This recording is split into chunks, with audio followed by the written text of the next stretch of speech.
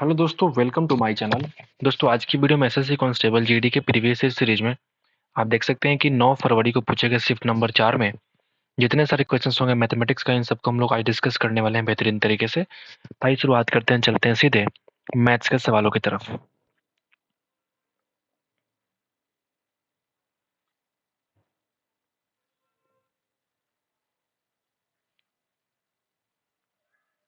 आप देख सकते हैं पहला सवाल आपके सामने आ चुका है। एक व्यक्ति ने एक पुरानी साइकिल को 1200 में खरीदी, मरम्मत पे इतना रुपया खर्च किया और सेल कर दिया 2400 में। तो आपसे पूछता है कि हानि परसेंट कितना होगा।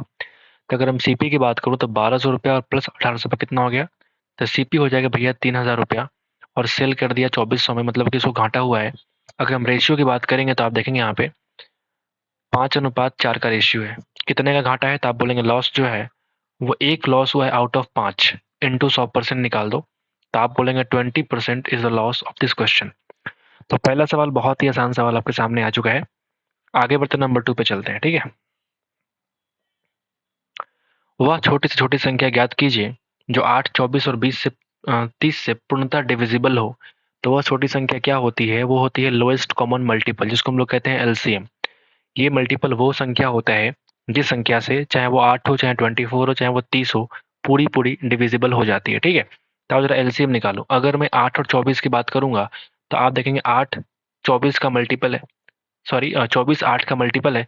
तो इन दोनों के लिए मैं 8 को काट के हटा सकता हूँ। तो आपको सिर्फ एलसीएम चाहिए होगा किसका, 24 का और 30 का। तो आप देखेंगे ये 4 गुना 6 है और ये देखेंगे आप 6 गुना 5 है। दोनों में 6 कॉमन है, तो एक बार 4 एक बार 5 से मल्टीप्लाई कर दो तो आप बोलेंगे 120 क्या हो जाएगा एलसीएम।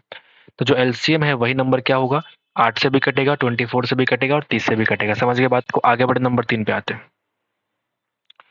एक परीक्षा में 20% छात्र इंग्लिश में अनुत्तीर्ण हुए। अनुत्तीर्ण होने का मतलब होता है जो फेल हो गए। 60% छात्र जो है वो गणित में फेल हो जाते हैं और 15% छात्र दोनों में फेल हो जाते हैं। तो आपसे कहता है कि उन छात्रों का परसेंटेज ज्ञात कीजिए जो दोनों ही सब्जेक्ट में पास हो गए हैं, उत्तीर्ण हो गए हैं। आपसे ये सवाल पूछ रहा है। अब मुझे एक बात बताओ, अगर मैं बोलूँ आपसे कि जैसे मैंने एक डायग्राम बनाया इस तरीके से, ठीक है। आप ये मान लो कि जो ये वैल्यू ये इंग्लिश का वैल्यू है और ये वाला जो वैल्यू है ये तुम्हारा मैथ्स का वैल्यू है, ठीक है। तो इंग्लिश में 20% अनुत्तीर्ण होते हैं और दोनों में 15 होते हैं। दोनों जो बीच का वैल्यू इसके मान लिया हमने, ये 15 है, ठीक है। इंग्लिश करने के लिए 5 इधर आ जाएगा तो ये 20 हो गया। और मैथ्स पूरा करने के लिए ये तुम्हारा 45 इधर आ जाएगा तो ये पूरा मैथ कितना हो जाएगा 60, चूंकि 15 दोनों में है। तो अगर मैं देखूं फेल का जो परसेंटेज है तो 15 5 20 और 45 कितना हो जाएगा 65% जो होते हैं वो फेल हो जाते हैं।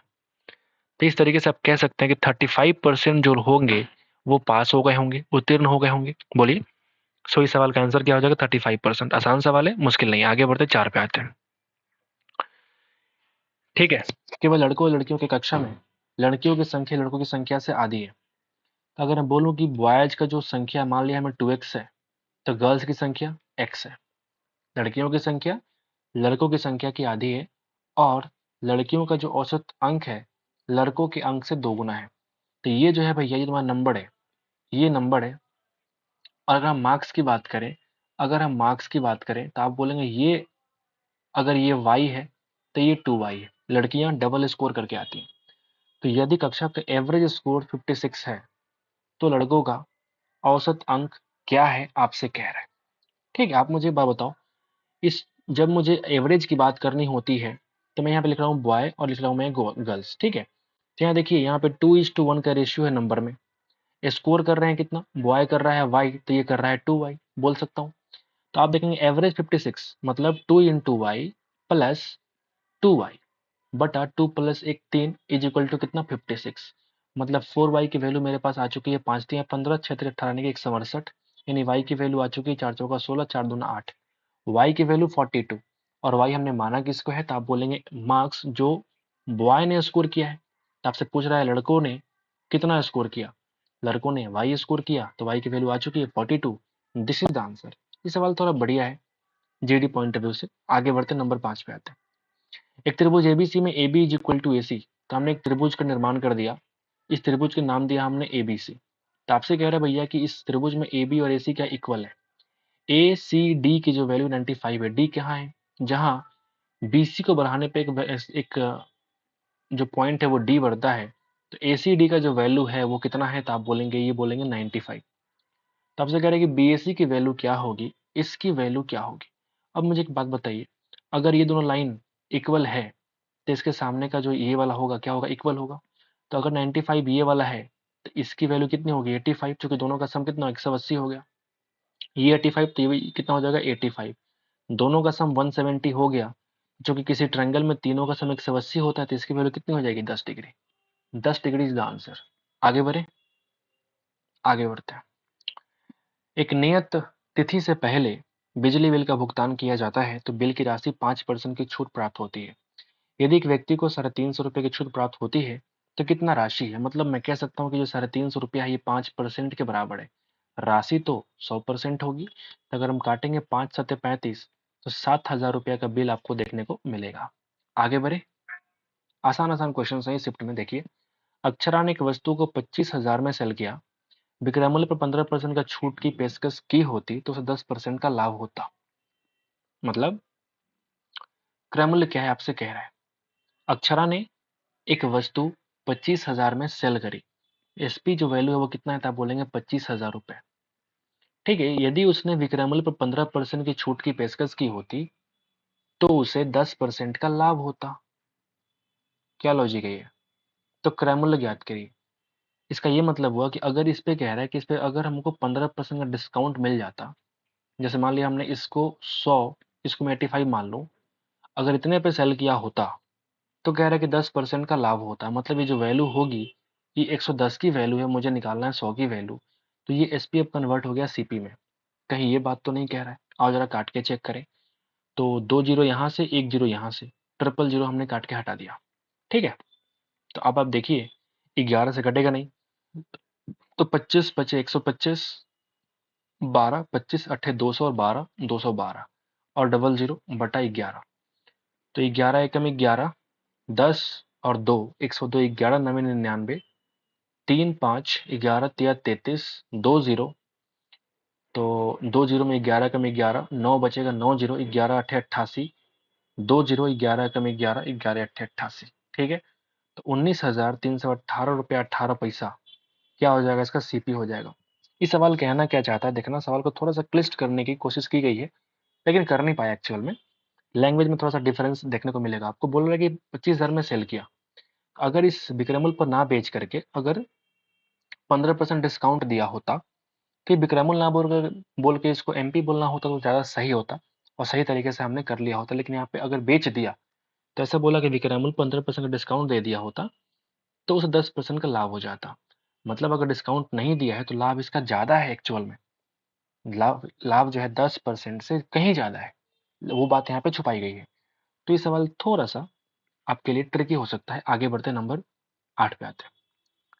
एबीसी कह रहा है कि एक ही समय, एक ही बिंदु से एक ही दिशा में एक वृत्ताकार मैदान के चारों ओर दौड़ना शुरू करते हैं, एक चक्कर 240 सेकंड में। ए के बारे में कह रहा है कि 240 सेकंड लेगा, बी 300 सेकंड लेगा और सी 160 सेकंड लेगा। तो कितने समय के बाद वापस से शुरुआती बिंदु पर मिलेंगे। ये तभी होता है जब हम तीनों का एलसीएम निकालते हैं, लोवेस्ट कॉमन मल्टीपल। मतलब तीनों लोवेस्ट कॉमन मल्टीपल पे जाकर के मतलब वापस मिल जाएंगे एक बिंदु पे। ठीक है, तो अगर हम बात करें 240 और 300 का एलसीएम निकालो, तो आप बोलेंगे 60 × 4 है और ये 60 × 5 है। यहाँ पे 60 कॉमन है और 5 का 20, यानी कि 60 × 20 आपका क्या हो जाएगा, एलसीएम इन दोनों का हो जाएगा। अगर 160 की बात करें, अब 160 की हम बात कर लेते हैं। अब इन दोनों में कॉमन क्या है, तो आप बोलेंगे यहाँ भी 20 और यहाँ भी 4, 80 कॉमन है। आप देखिए 20 चौका 80 और गुना 15 लिख सकता हूँ मैं इसको, इसको लिखेंगे 80 × 2। तो आप पाएंगे कि यहाँ भी 80, यहाँ भी 80 कॉमन। अब 15 दूना 30, अब ये क्या हो गया भैया, तुम्हारा एलसीएम हो जाएगा। समझ गए, इस तरीके से हम एलसीएम निकालते हैं फास्ट तरीके से। बाकी तरीके आपके मालूम है, शॉर्टकट तरीके और जो भी आपके तरीके हैं आप उस तरीके से भी कर सकते हैं। तो ये एलसीएम कितना आ गया 2400, और ये 2400 किस में आएगा, तो आप बोलेंगे देखो सेकंड सेकंड सेकंड, तो इसका मतलब ये 2400 सेकंड के बाद क्या हो जाएगा, इन तीनों की मुलाकात वापस हो जाएगी। अब ये 2400 सेकंड आखिर में है कितना, तो अगर मैं 2400 को 60 से डिवाइड करूंगा तो बन जाएगा मिनट। क्लियर है, ये 0 0 खत्म, 40। मतलब मैं कह सकता हूँ कि 40 मिनट के बाद इन तीनों की मुलाकात हो पाएगी। Option number 4 is the required answer. आगे बढ़े, एक मूलधन जो है 5% के रेट से 2 वर्षों में 441 हो जाएगा। ये तो आपने याद कर रखा है। तो मूलधन क्या होगी, 5% का रेट, मतलब 100 की वस्तु 105 बन जाएगी, मतलब 20 की वैल्यू 21 बन जाएगी। अब चूंकि ये 2 साल की बात कर रही है, तो 20 का स्क्वायर 21 का स्क्वायर बन जाएगा, मतलब 400 रुपए की वस्तु 441 बन जाएगी। और सवाल में यही वैल्यू आपको दे रखा है, मतलब आंसर कितना हो जाएगा, 400 इज आंसर। 400 क्या है, मूलधन, प्रिंसिपल अमाउंट। एक ठोस अर्धगोला है, उसका कर्व सरफेस एरिया आपको दे रखा है 2772 सेंटीमीटर स्क्वायर। तो उसका आयतन ज्ञात कीजिए। अगर वो अर्धगोला है तो मैं कहूंगा उसका वक्र पृष्ठीय क्षेत्रफल यानी कि 2 पाई r² की वैल्यू कितनी हो जाएगी, 2772। ठीक है भाई, आओ जरा काटे।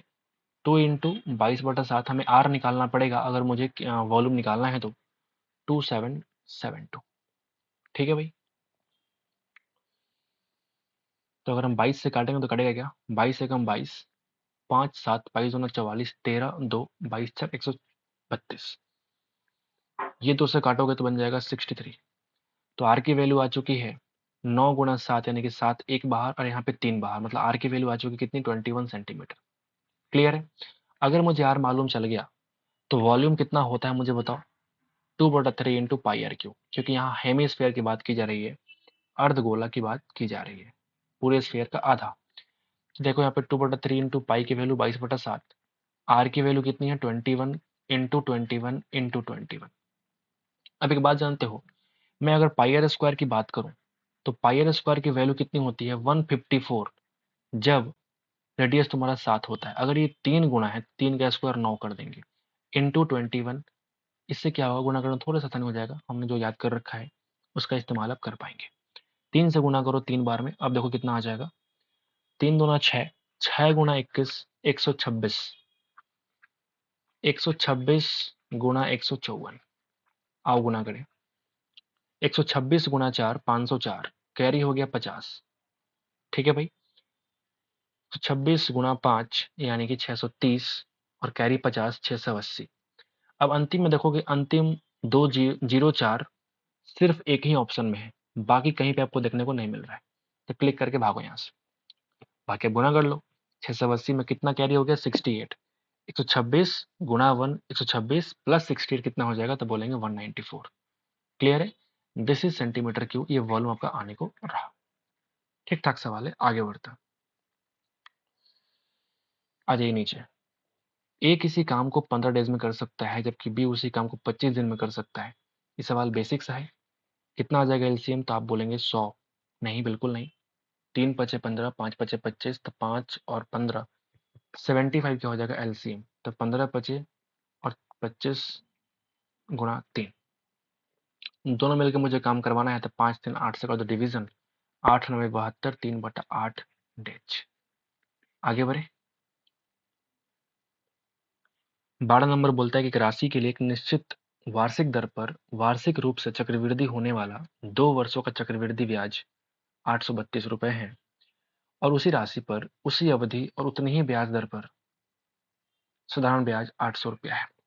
यहाँ सिर्फ आपको टाइम का जिक्र किया गया है कि 2 साल है।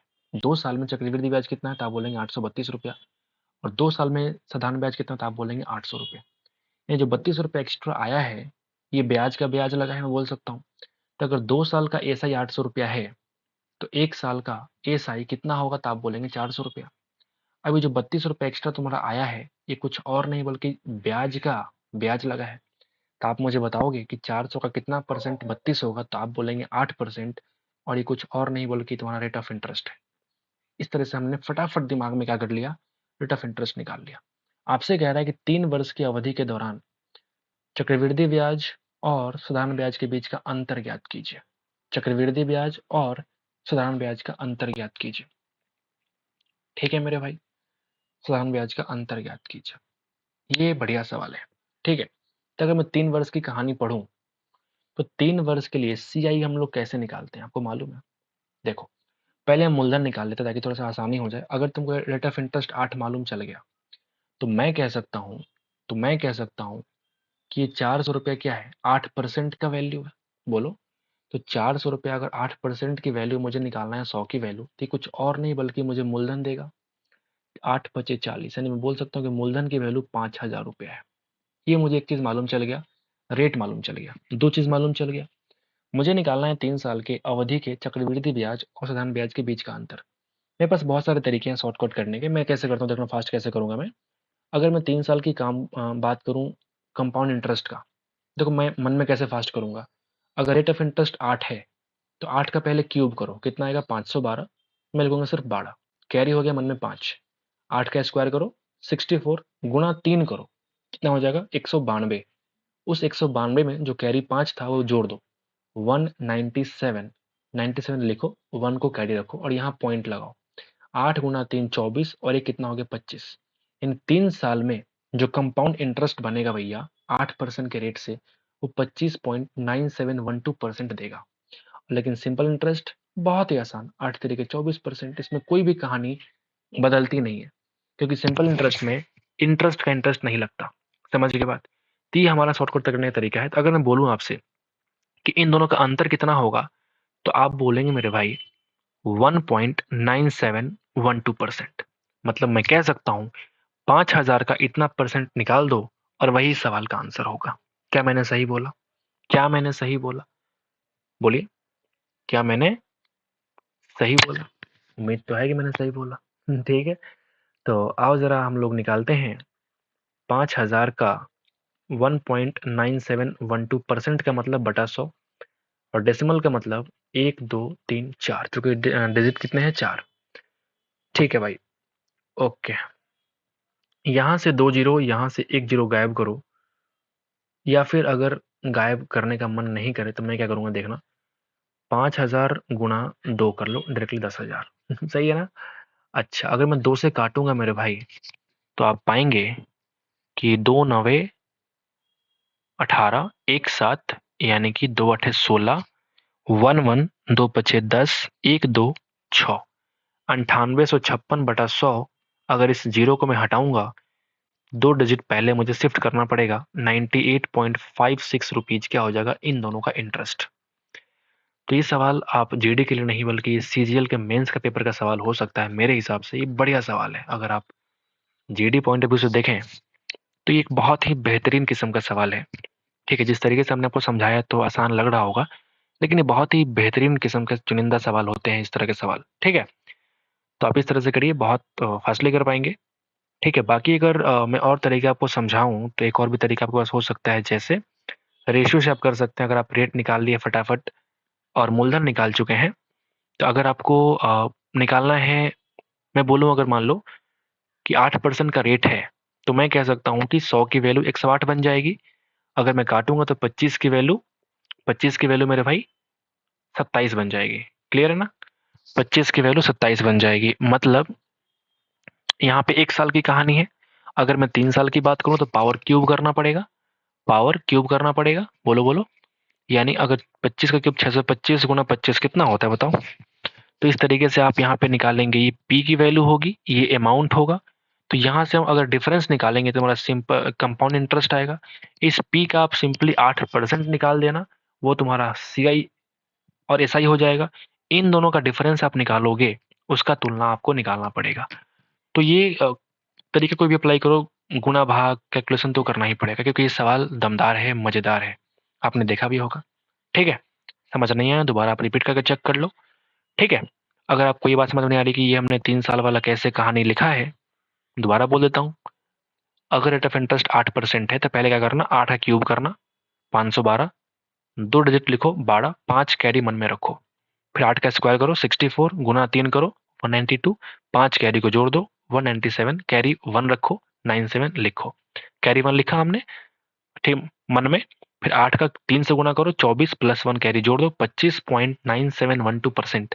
ये कहीं नहीं मिलेगा आपको, ये शॉर्टकट तरीके। ठीक है ना? मैंने खुद से ये सब चीजें कर करके मैंने सीखा है। ठीक है, आगे बढ़ते हैं। जैसे कि मेरा कैलकुलेशन बहुत स्ट्रांग हुआ है, आगे बढ़ते हैं। नंबर 13 पे आते हैं मेरे भाई। यदि एक संख्या ए है, संख्या ई के व्युत्क्रमानुपाती है। What is the meaning of व्युत्क्रमानुपाती? इसको बोलते हैं इनवर्सली प्रोपोर्शनल। मतलब ए संख्या जो है ऐसे लिखेंगे 1/e, इसको बोलते हैं इनवर्सली प्रोपोर्शनल। आपने पढ़ा होगा फिजिक्स में, अगर इसको हटाएंगे ना तो एक कांस्टेंट आता है के बटा ई, बोल सकते हैं। ठीक है, अगर ए की वैल्यू 50 है ना, तो आपसे कह रहा है कि ई की वैल्यू 22 होगी, तो यहाँ से हम के का वैल्यू निकाल पाएंगे। पता है कैसे? 50 गुणा 22। क्लियर है? अगर के की वैल्यू मुझे मालूम चल गई तो आपसे कह रहा है कि ए और ई से संबंधित समीकरण ज्ञात कीजिए। ए और ई से संबंधित समीकरण ज्ञात कीजिए। What is the meaning of it? समीकरण ज्ञात कीजिए। ठीक है, निकाल देंगे। तो अगर मेरे पास समीकरण जो माना हमने वो कितना माना है, देखो यहाँ पे a इज इक्वल टू के बटा ई। अब यहाँ से मुझे के की वैल्यू मालूम है। कैसे? के की वैल्यू मालूम है कितने? 50 गुना 22 यानी कि 1100। अब इस वैल्यू को यहाँ पटक दो, यानी कि ए की वैल्यू मैं कह सकता हूँ 1100 बटा E. This is the answer. ये बढ़िया सवाल है, ट्रिकी है, लॉजिकल है, मजेदार है। आगे बढ़ते हैं, 14 पे आते हैं। एक व्यक्ति ने 900 रुपए के प्रत्येक की दर से 5 बैग चावल, 1000 रुपए की दर से 7 बैग चावल और 1200 की दर से 8 बैग चावल खरीदे हैं। प्रत्येक बैग में अगर 50 केजी चावल है मेरे भाई, तो 1 केजी चावल का एवरेज मूल्य क्या है? आपसे कह रहा है। खतरनाक खतरनाक, मजा आ गया एकदम। खतरनाक वाला सवाल है। ठीक है, अगर मैं 50 केजी को ना मानूं, वो मैं कॉमन लेके मैं काट दूंगा, तो कोई दिक्कत है क्या? नहीं। तो इस 50 केजी का मतलब ही नहीं बनता, मैं बैग को ही बैग ही मान के चलूंगा, क्योंकि सारे अगर वैल्यू अगर एक बैग के अंदर सेम है ना, तो सारे वैल्यू कॉमन लेकर के कट जाएंगे, फिर तो कोई फर्क ही नहीं पड़ता। समझ के बात को?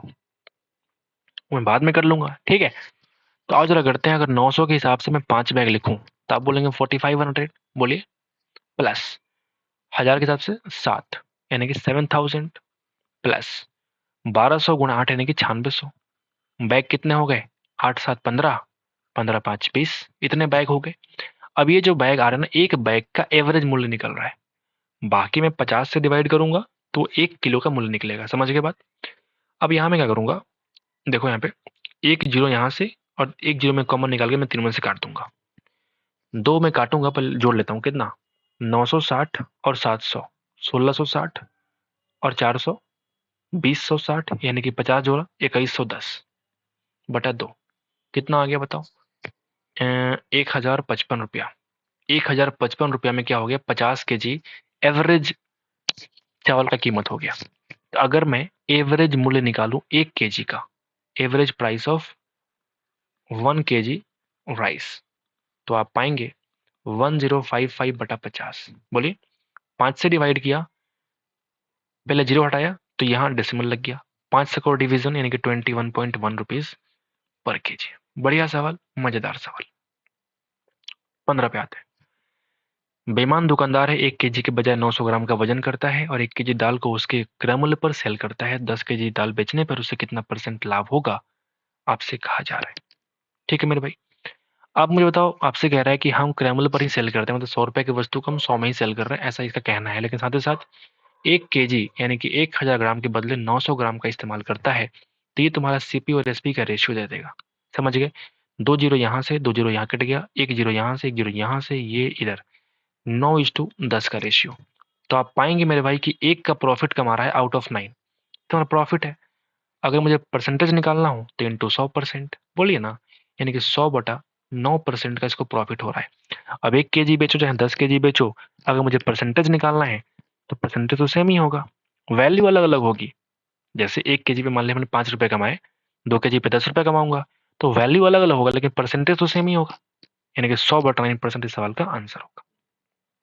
16 पे आते हैं। एक रेलगाड़ी में जो यात्रियों की जो एवरेज संख्या है पिछले वर्ष के इतना से बढ़कर इतना हो जाता है, तो वृद्धि निकालिए। घटिया सवाल, गुना भाग करवाने वाला है ये लोग। कोई बात नहीं, रेशियो लिखो 141050।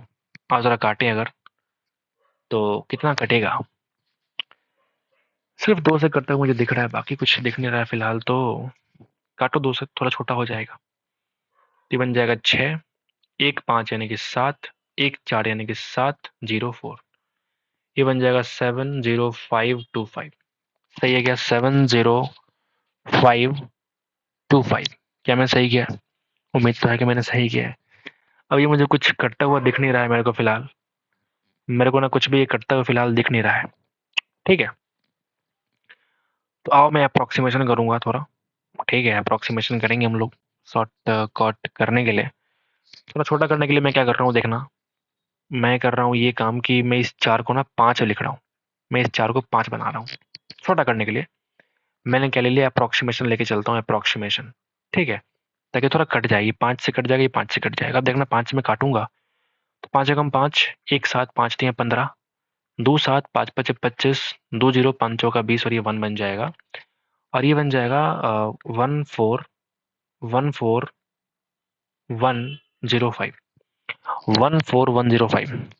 फिर से मैं क्या करूंगा, इस 1 को मैं फिर से लूंगा 0, ताकि ये फिर से कटे, ताकि ये फिर से कटे। देखो ऑप्शन इतने गंदे गंदे है ना, 10 है, 14 है, इतने गैप है ना ऑप्शंस में कि मैं एक आध अंक का हल्का फुल्का डिफरेंशिएट कर सकता हूँ। समझ गए बात को? अगर मैं फिर से 2 से काटूं, अगर 2 से कह रहा हूँ, 5 से काटूं, तो आप पाएंगे कि ये 3 था ना भैया, हाँ 3 था ना ये, हाँ ठीक है। 5 से काटो, 5 दूना 10, 3 5, 5 7 35, 0 8। अब ये हो जाएगा 5 दूना 10, 5 8 40, 1 0, 5 दूना 10 और ये 1। मैं फिर से अप्रोक्सीमेशन करूंगा और इस 8 को मैं 10 लिख रहा हूँ, मैं थोड़ा सा बढ़ा लिख रहा हूँ। 2 बार हमने क्या किया, इसको कम किया था। बढ़ाता हूँ अगर मैं, तो 2710 में लिख रहा हूँ। ये मैं लिख रहा हूँ 2820। थोड़ा सा एक आध अंक का मैं आगे पीछे कर रहा हूँ, ताकि थोड़ा सा मुझे आसानी हो जाए गुणा भाग करने में। अब ये 0 0 कट गया। अब मैं क्या करूंगा ना, अब मैं लिखता हूँ सिंपली 271 इज टू 282। अब देखिए कितना का ये गैप आ रहा है, कितना वृद्धि हुआ है, आप देखो यहाँ पे। तो आप बोलेंगे 11 का वृद्धि है किस बेस पे, 271 के बेस पे, इंटू 100%। ठीक है। अब जरा देखो, 1100 बटा 271, अगर 5 से करूंगा मल्टीप्लाई, तो 250 गुना 5 1250 होता है, तो ये और बड़ा हो जाएगा। मतलब 4 से अगर मैं करूंगा डिवीजन, तो 4 पॉइंट आने वाला है। 2 चौका 8, 7 चौका 28, यानी कि 1084, 108 16 बचने वाला है। पॉइंट तो लगने ही वाला है, 4 पॉइंट समथिंग इस सवाल का आंसर होगा परसेंटेज में।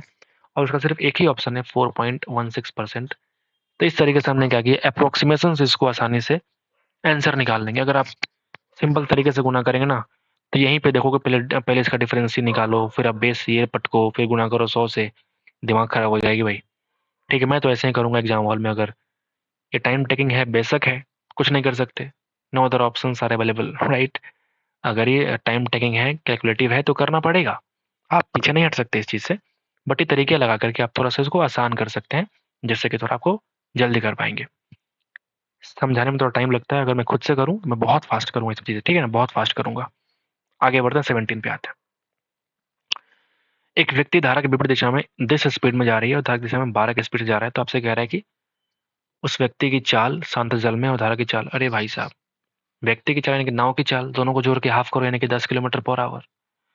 और स्ट्रीम की चाल यानी कि वाई की चाल कितनी हो जाएगी, दोनों को डिफरेंस करके हाफ कर दो। 12 माइनस 8, 4/2, यानी कि 2 किलोमीटर पर आवर। ये सवाल क्यों पूछते हो भाई? बच्चा रट गया है इस सब सवाल को। आगे बढ़ते हैं। ए और बी किसी कार्य को 42 डेज में कर सकते हैं, ठीक है। बी और सी उसी कार्य को 56 डेज में कर सकते हैं। यदि बी अकेला उस कार्य को 70 डेज में कर सकता है, तो सी कितने दिन में करेगा, आपसे सवाल पूछ रहा है। ठीक है, कुछ समझ में ना आया, पहले आप एलसीएम निकाल दो। ये कितना है, 14 इंटू 3 है, ये 14 इंटू 4 है, और ये 14 इंटू 5 है। ठीक है, 3 4 5 में कुछ भी कॉमन नहीं, लेकिन 14 तो कॉमन है। तो 3 चौका 12 25 60 से आप मल्टीप्लाई कर दो, ये तुम्हारा क्या हो जाएगा, एलसीएम। ठीक है मेरे भाई। अगर मैं एफिशिएंसी की बात करूं, तो ए प्लस बी कितनी आएगा, तो आप बोलेंगे 3 से काटो तो बच जाएगा 20, 14 14 कट जाएगा, 4 15 20। ठीक है, अगर 5 से काटो तो 12। क्लियर है? अब मुझे एक बात बताओ, अगर बी की वैल्यू 12 है, ठीक है, और बी प्लस सी का वैल्यू 15 है, यानी कि सी की वैल्यू 3 है। अगर मैं इस 3 से यहाँ पे डिवाइड कर दूं, तो मेरा काम पूरा हो जाएगा। 30 से कटेगा 20 बार में, 280 दिन लगेगा किसको, सी को, ये काम पूरा करने में। आसान था ना? आगे बढ़े, नंबर 19 पे आते हैं। ठीक है, धारा की विपरीत दिशा में 144 किलोमीटर जाने के लिए एक नाविक को 12 घंटे लगते हैं। ठीक है भाई, एक नाविक को 12 घंटे लगते हैं, जबकि समान दूरी को धारा की दिशा में तय करने में उसे केवल 9 घंटे लगते हैं। धारा के चार ज्ञात करो। तो आपसे कह रहा है, मान लो अगर हम नाविक का चाल को x माने, स्ट्रीम की चाल को y माने, तो 144 अगर धारा की दिशा में जाएगा ना, धारा के विपरीत जाएगा, तो मैं कह सकता हूं कि x माइनस वाई जाएगा। इसके लिए इसको लगता है 12 घंटे। यही 144 अगर धारा की दिशा में जाएगा, तो x प्लस वाई में जाएगा, तो इसको लगते हैं 9 घंटे। अब यहाँ से आपको इक्वेशन मिल जाएगा, 12 9 और 9 12, सॉरी कितना हो जाएगा, अरे यार 12 से कट जाएगा ये 12 बार में, और ये 9 से कट जाएगा, 9 एकम 9, 9 छक 54। यानी मैं कह सकता हूं कि x माइनस वाई की वैल्यू है 12 और x प्लस वाई की वैल्यू है 16। बोल सकता हूँ ना क्रॉस मल्टीप्लाई करके। आपसे कह रहा है कि धारा की चाल निकालिए। धारा की चाल यानी कि वाई की चाल। वाई की चाल जो होती है इन दोनों का डिफरेंस करके हाफ करो। 16 माइनस 12, 4 का आधा कितना हो जाएगा, 2 किलोमीटर पर आवर। और ये इस सवाल का आंसर। ठीक है, आसान सवाल था। आगे बढ़ते हैं। आखिरी सवाल, ए स्क्वायर बी 3ab का तृतीयानुपाती क्या हो जाएगा। तृतीयानुपाती निकालने का फॉर्मूला मुझे याद नहीं होता। हम क्या करते हैं, सेकंड वाले को रिपीट करते हैं और तृतीयानुपाती को हमने x मान लिया। ये मुझे फाइंड करना है। अब क्या करूंगा मैं, लगा दो समानुपात में। 3ab is equal to 3ab upon x। आओ जरा काटें, इसका आंसर निकालें। a से a कट जाएगा, b से b कट जाएगा, फिर a से a कट जाएगा। क्रॉस मल्टीप्लाई करो, x की वैल्यू आ चुकी है 3 गुना 3, 9 इंटू बी। 9b इस सवाल का आंसर। मुझसे फॉर्मूला याद नहीं होता, मैं ऐसे ही करता हूँ शॉर्टकट। ठीक है, उम्मीद करते हैं कि आपको पसंद आया होगा। तो एक बार लाइक कर दीजिएगा हमारे इस वीडियो को। बहुत मेहनत लगती है वीडियोस बनाने में। ठीक है, आपको पता है दोस्तों। थोड़ा सपोर्ट करिए मुझे, थोड़ा मोटिवेट करिए मुझे तो अच्छा काम करने के लिए। ठीक है, आपके लिए बेहतरीन कंटेंट मैं प्रोवाइड कर रहा हूँ फ्री ऑफ कॉस्ट। तो आप थोड़ा सा मुझे सपोर्ट कर दीजिए, लाइक कर दीजिए, सब्सक्राइब कर दीजिए, वॉट एवर यू वांट। ठीक है, ताकि मुझे थोड़ा सा अच्छा लगे। मिलते हैं आपसे नेक्स्ट वीडियो में। आज के लिए इतना ही दोस्तों, थैंक यू सो मच।